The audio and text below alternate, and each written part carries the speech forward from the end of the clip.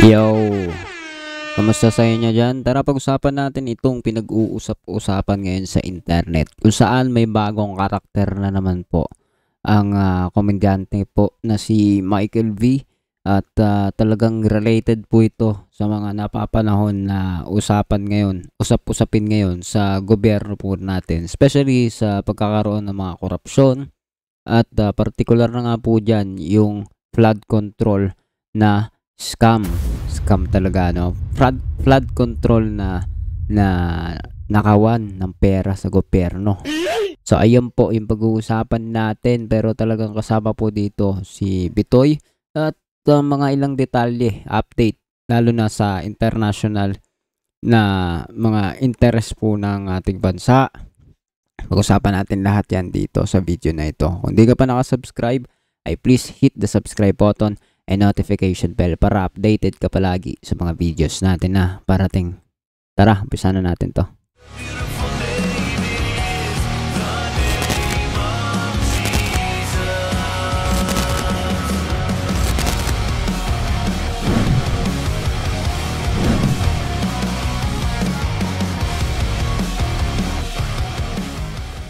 So yun na nga mga tol, pag-usapan natin itong ginawa po ni Bitoy dito, no? Hindi natin pagtatagalin to. Sabi dito ay bagong karakter na Michael B na si Ciala Dismaya. Okay guys, yan yung pinag-uusapan ngayon, no? Kasi talagang witty ni Michael B sa ano na ito at kamukha niya talaga. Okay, tara, play na natin. Ang kanyang ibibigay ni Janice Michael V is back at it again. Isa na namang character ang kanyang ibibida at ihaharap sa hearing. Ichichika yan ni Nelson Canlas. Hindi mo ba kilala yun? Labatiba. For the past 30 years, tumatak ang estilo sa pagpapatawa ni kapuso comedy genius Michael V na may sundot ng social relevance. Top favorites ng mga Pinoy ang kanyang mga karakter na pinasikat sa longest running gag show on Philippine TV na Bubble Gang. Magdodonate ka. Ng dugo? Tumatanggap kayong atay? Ang masungit na si Mr. Asimo. Wala po bang pasok? Ang matandang alam ang lahat na si Tata Lino. Laging walang pasok, tol. Eh sana hindi ka lang nag-enroll. Hoy Angelina, natapos mo na ba yung art At ang endearing na yaya na si Rosalinda. Hindi rin papahuli ang mga covers o impersonations ni Bitoy. Ako si Becky Corrales. Tulad ni Becky Corrales, Michael Five, Kuya Wawi, Don't worry about it, they all had it coming. Talagang... at si President Duterte. And now, isa na namang karakter ang aabangan from the comedy genius himself. Meet Ciala Dismaya, ang karakter na tila game sa pag-attend ng hearing. Pahapyaw na ipinakilala si Ciala ng mga kababulgang niyang sina Annalyn Baro at Paulo Contis.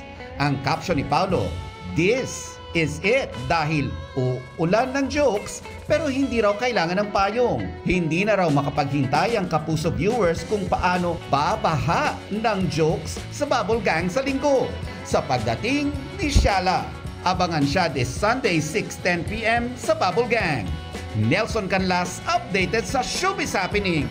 Alright mga tol, so ayan po ang isa sa mga pinag-uusapan ngayon dito, no? Hindi ko alam na Sabado ay linggo na pala yung Bubble Gang, no? Hindi na tayo nakapag-TV. Anyway, no?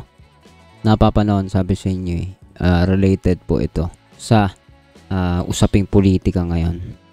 Ngayon po, no? Meron po dito kumakalat sa internet, sa Facebook, no? Nakita ko dito. Sabi dito sa The Buzz Scope, no? Tama po. With meron po siyang 213k followers. And ang post po dito ay sabi ay Sara Diskaya plans to file charges against Michael V for impersonating her. Her camp stated that she perceived the act as a direct attack on her image despite being intended as a joke. They further explained that it could harm her reputation and they are now weighing possible legal action against the comedian. So ayan po maaaring kasuhan daw. Totoo kaya ito? No, hindi ko alam kung is it a credible information, no? Hindi natin alam, baka mamaya ito pong sinasabi nitong magpa-file and charge ay hindi totoo. Hindi natin alam. Anyway, kayo na po bahala dyan. Disclaimer lang, no? Comment down below na lang kung anong mga alam ninyo dyan. Pero isa po ang malinaw dito, no? Kung ito man ay totoo,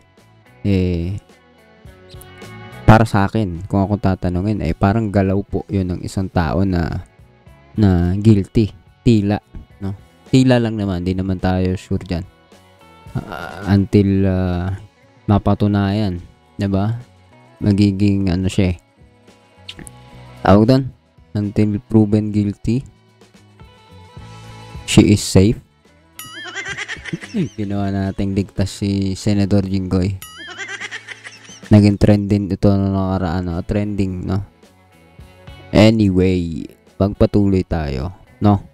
Kung ito po ay totoo na talagang paplanong kasuhan, charge si Michael V sa pag-impersonate sa kanya ito ni Sara Diskaya at kasiraan daw ng kanyang reputasyon, na karamihan po sa mga nandito sa comment section ay tino-question ang reputation of what daw, sabi, no?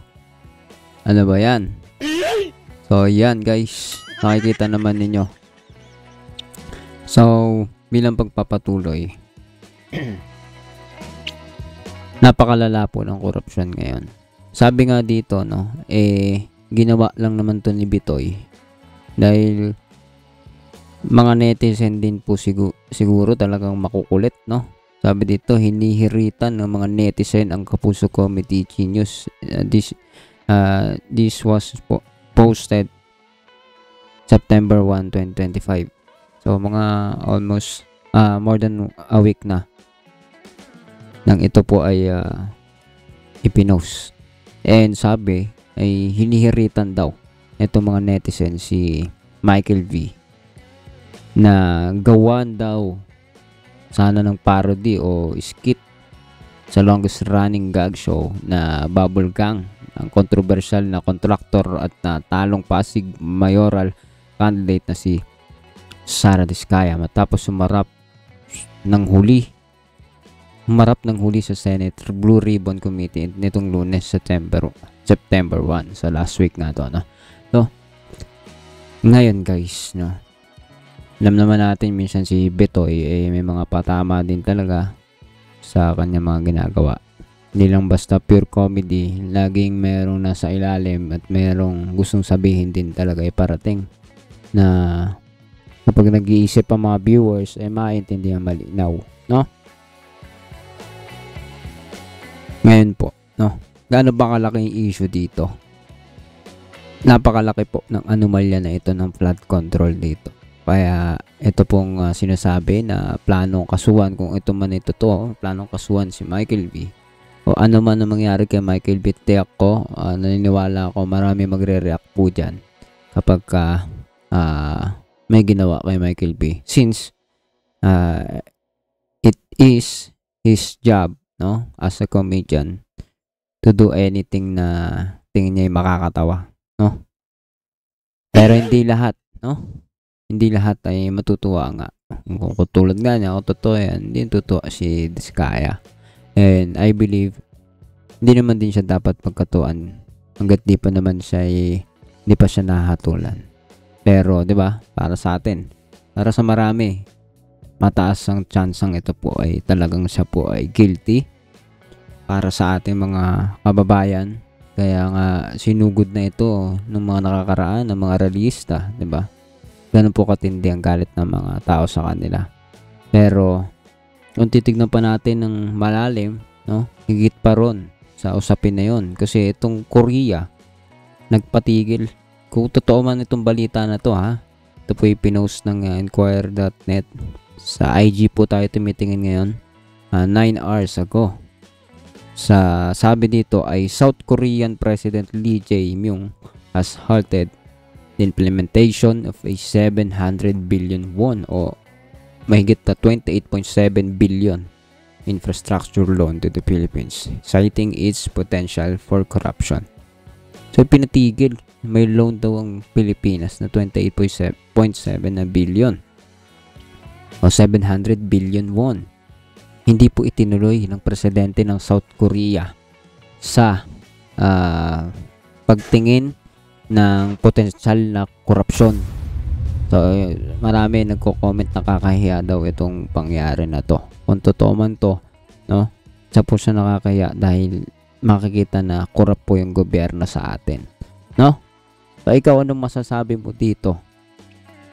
Tingin mo kung totoo ito na nagpaplano na sampahan ng kaso o charge o hanapan ng pwedeng hingin na accountability si Bitoy dito. Anong tingin mo? Anong masasabi mo? No? Sa laki ng korupsyon, usapin dito kung guilty si Sara Diskaya at merong komedyante na ginawan siya ng skit at kinasuhan niya ito. Tingin nyo ba magti-trigger ito ng mas malalang opensiba para sa pamilyang Diskaya? O tingin ninyo magiging fair enough lang yan? Kasi hindi naman nila pwedeng kasuhan basta-basta si Michael B. Since, di ba? Hindi naman din tayo abogado, di natin nakikita yung mga legalities dyan. Pero, I think, walang magiging ano dyan, no? Kasi hindi naman niya direktang sinasabi yung pangalan, di ba? Ciala Dismaya. No? So, ewan ko lang kung ano magiging ano dyan. Abangan natin yan. Pero ikaw, ano masasabi mo dito? Comment down below. Pag-usapan natin yan sa comment section. And please do not forget to hit the subscribe button and notification bell para updated ka palagi sa mga videos natin parating. See you ulit sa susunod na video.